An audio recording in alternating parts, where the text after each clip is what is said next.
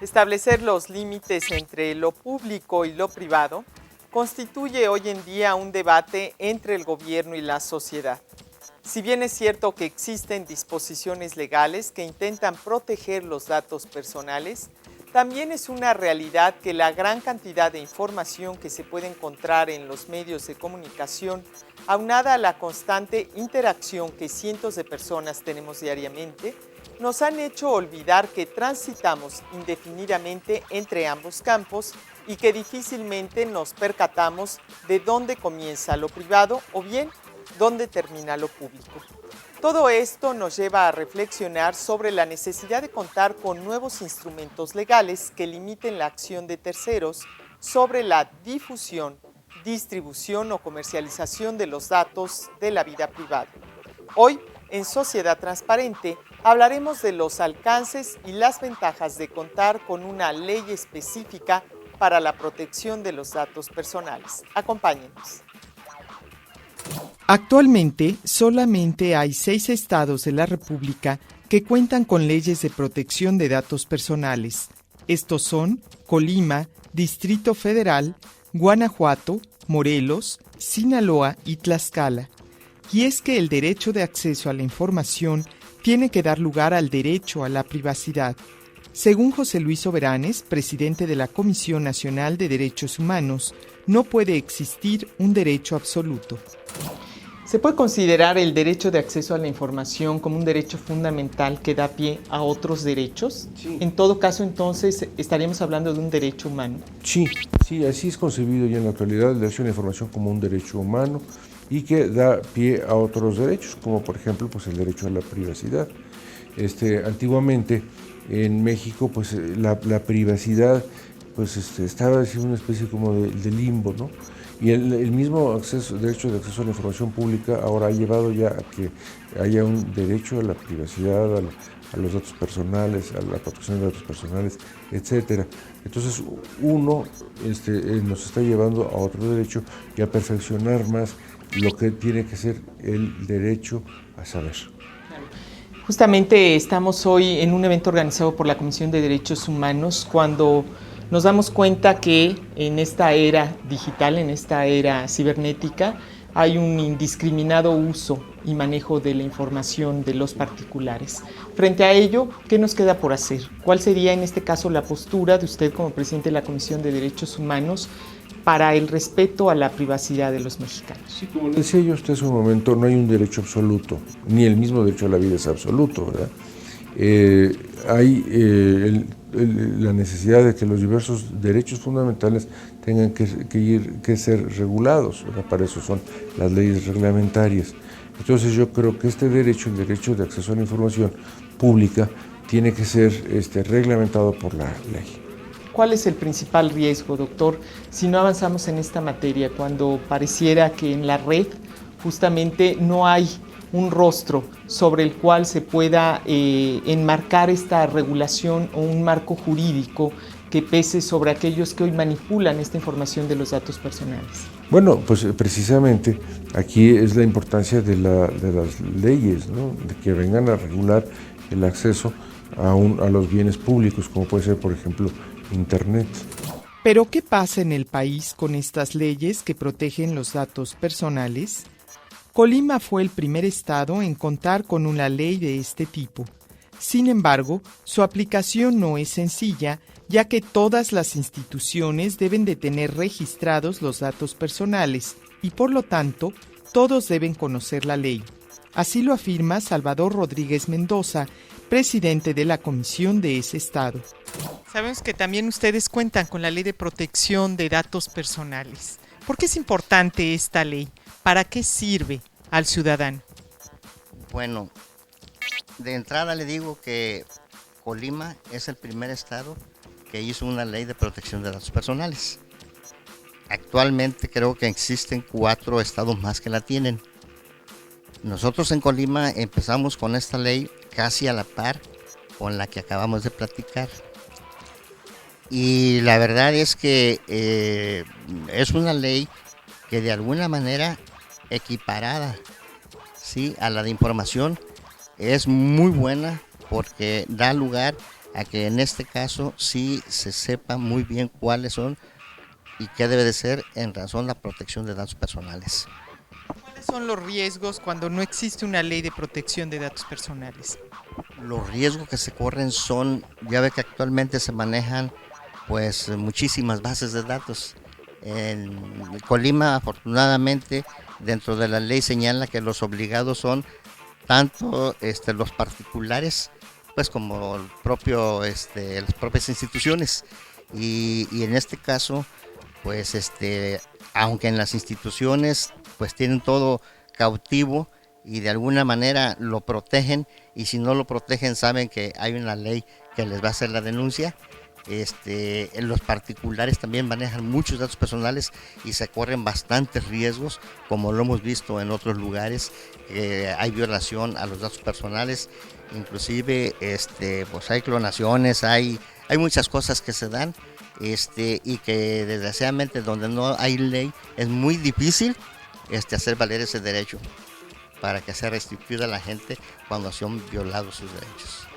Si pudiéramos hablar de 3 aspectos fundamentales de la Ley de Protección de Datos Personales en Colima, ¿cuáles serían?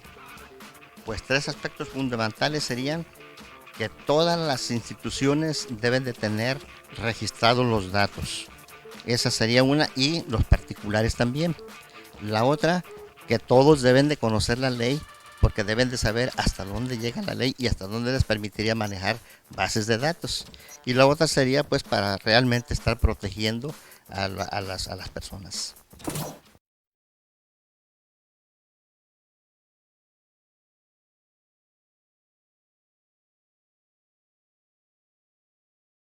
¿Conoces la utilidad de la Ley de Transparencia y Acceso a la Información Pública?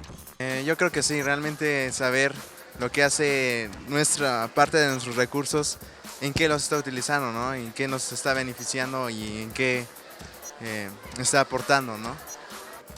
Por supuesto que sirve, porque si no, no tendríamos una idea de cómo se invierte, o sea, el capital de un país.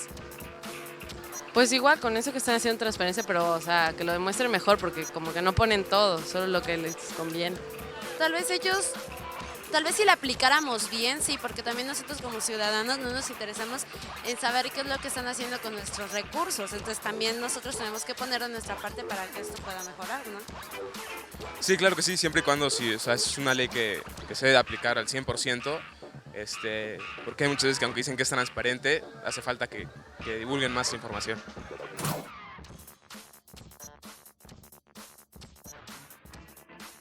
Para la comisionada de Chihuahua, Clie Carlos Macías, los servidores públicos no deben ser tratados como ciudadanos de segunda y por lo tanto también deben de protegerse los datos personales de los funcionarios, así como sus declaraciones patrimoniales.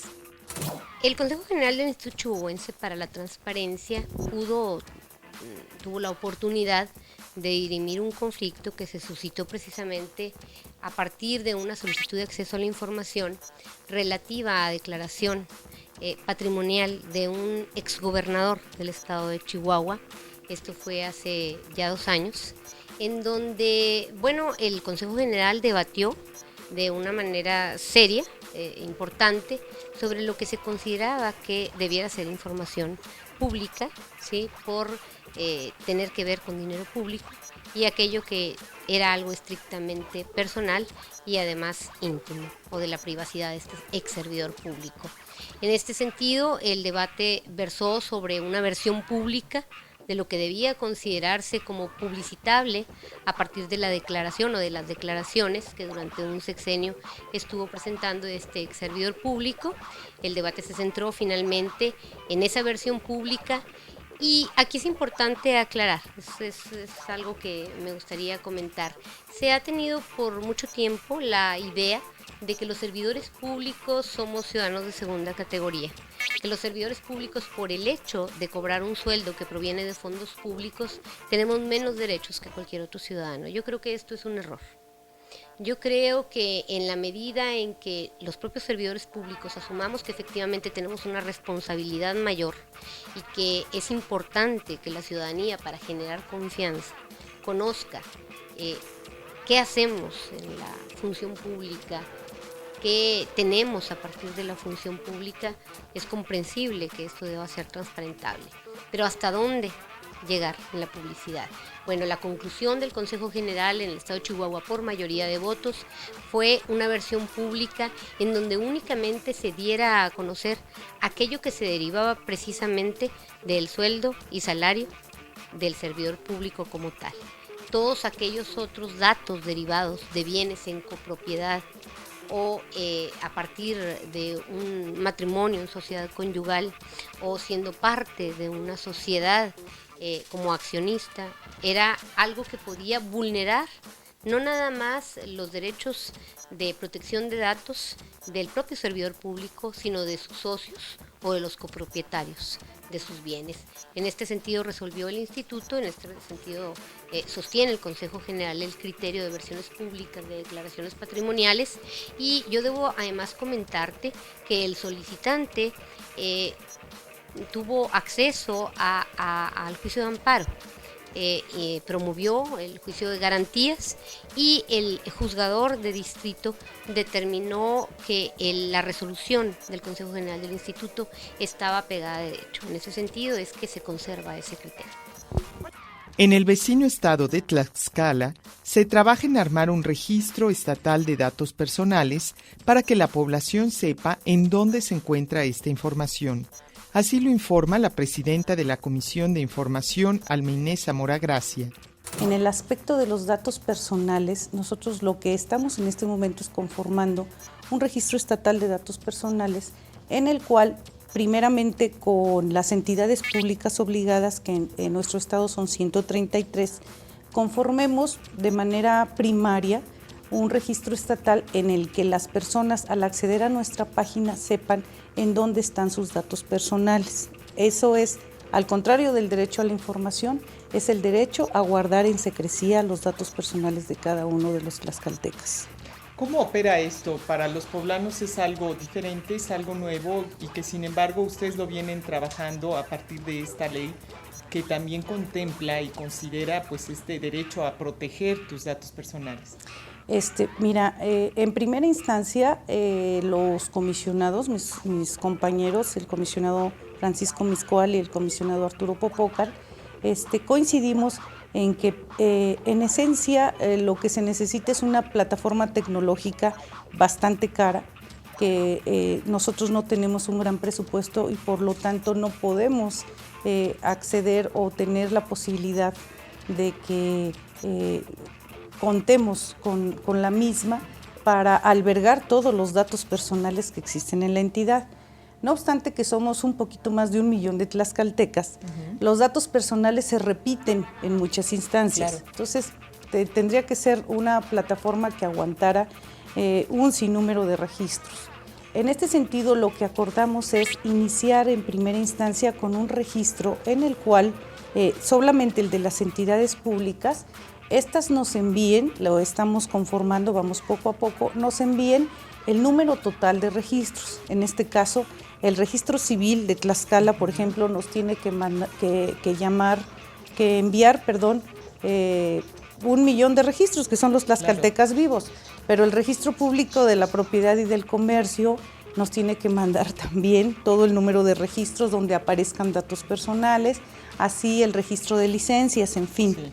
Lo que nosotros pretendemos en esta instancia es que en nuestra página web tengamos enlistadas a todas las dependencias que manejan datos personales y que en este sentido la persona que necesite algún dato personal o saber cómo se está salvaguardando pueda tener acceso. En este caso, si abren y dice registro civil, bueno, ¿quién puede acceder al dato? Pues solamente el interesado.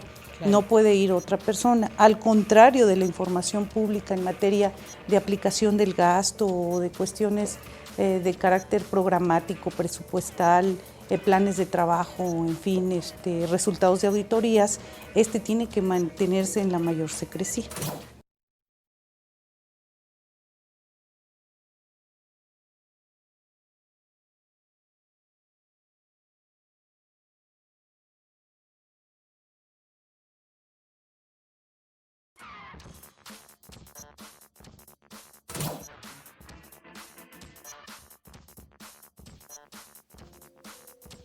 como sistema de gobierno, la democracia pretende lograr un consenso entre los actores sociales que satisfaga a la mayoría, sin dejar de lado los intereses de las minorías. No obstante, la democracia no es un sistema infalible. Requiere de adiciones que le permitan funcionar mejor, y es en este punto donde la legalidad, la tolerancia o la propia transparencia cobran relevancia para diseñar un sistema de gobierno que brinde mayores beneficios a la población. Bajo esas consideraciones, no es de sorprender que en el 10º cuaderno de transparencia, el doctor José Antonio Aguilar nos invita a observar la transparencia como un elemento que ha venido a fortalecer el desarrollo de varias naciones, dejando atrás la percepción de que la transparencia constituye un dilema que enfrenta a las sociedades modernas con los aparatos burocráticos. Para lograr tal cometido, el autor echa mano de un análisis paralelo entre la evolución del concepto de democracia dentro de la teoría política y logra contrastarlo con la evolución de la figura de la transparencia gubernamental al paso de los siglos, para concluir, curiosamente, en que ambas se desarrollaron bajo las mismas pautas, pero sin lograr conectar directamente hasta hace poco tiempo. Al utilizar la ley de transparencia, ¿se recupera la confianza en el gobierno? Es que no es algo sencillo, o sea, que sea como confianza de un día para otro. Tendríamos que ver como resultados y que realmente estén haciendo su trabajo, ¿no? Mientras tanto haya un conteo claro de las actividades que se están haciendo y del manejo del dinero que está destinado a, por ejemplo, no sé, campañas, recursos, no sé, comunidades indígenas, sí. Mientras tanto haya un claro sondeo, si no, no. Yo creo que va a ayudar, pero también le falta a lo mejor una parte, porque si ellos son transparentes y nos dicen todo, a lo mejor ellos pueden manipular la información de cualquier manera y eso no nos serviría para nada, incluso nos perjudicaría. Entonces lo que a lo mejor estaría bien sería que fuera una contraparte, a lo mejor unos auditores de esa información, y que fuera tanto la información que nos dan ellos como la información que nos pueden dar externamente para que sea más objetiva y nosotros tengamos información y podamos tener una mejor opinión con diferentes perspectivas.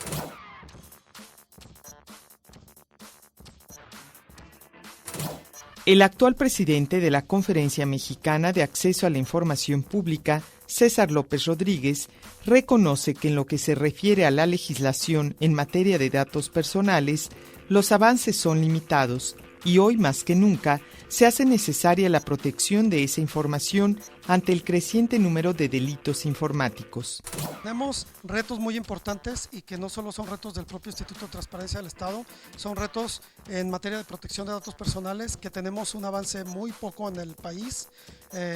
Únicamente hay 6 o 7 estados que cuentan con protección de datos personales, entre ellos una ley avanzada, pues la de Colima, como ya hemos visto. No hay una ley general de protección de datos personales. Estamos en Aguascalientes impulsando este tema.